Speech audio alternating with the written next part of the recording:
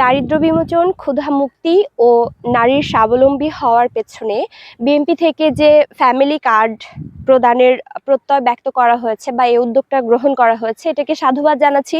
কারণ বাংলাদেশের অধিকাংশ মানুষ এখনো দারিদ্র্য সীমার নিচে বসবাস করছে, যেখানে মানুষের যে মৌলিক চাহিদা খাদ্য, বস্ত্র, বাসস্থান, শিক্ষা এবং চিকিৎসা থেকে অধিকাংশ পরিবারই এখনো বঞ্চিত হচ্ছে। দৈনন্দিন খাবার, দুবেলা দুমুঠো ভাত জোগাড় করতে অনেক পরিবার হিমশিম খাচ্ছে।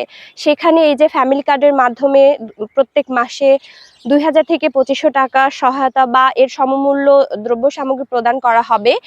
এটা যদি মানে সঠিকভাবে ইউটিলাইজ করা যায়, আমি প্রত্যাশা করছি যে এটা হচ্ছে অনেক দরিদ্র পরিবারের সহায় হবে এবং হচ্ছে ভবিষ্যতে এই পরিবারগুলোকে ঘুরে দাঁড়াতে সহযোগিতা করবে।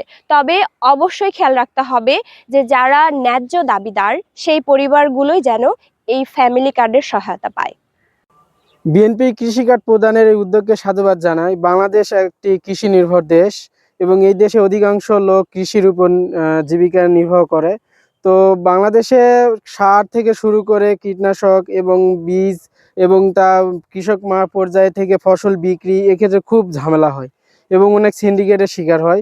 এক্ষেত্রে যদি আমরা কৃষি কার্ড, বিএনপি প্রধান যে কৃষি কার্ডটা দিবে, সেই কৃষি কার্ডটা যদি আমরা পাই এবং সেটা যদি বাস্তবায়ন হয় সফলভাবে, তাহলে আমরা ন্যায্য মূল্যে সার পাবো, কীটনাশক পাবো এবং ন্যায্য মূল্যে সকল প্রকার উৎপাদিত কৃষি পণ্য আমরা বিক্রি করতে পারবো এবং সর্বপর্যায়ে কৃষকের উপকার হবে।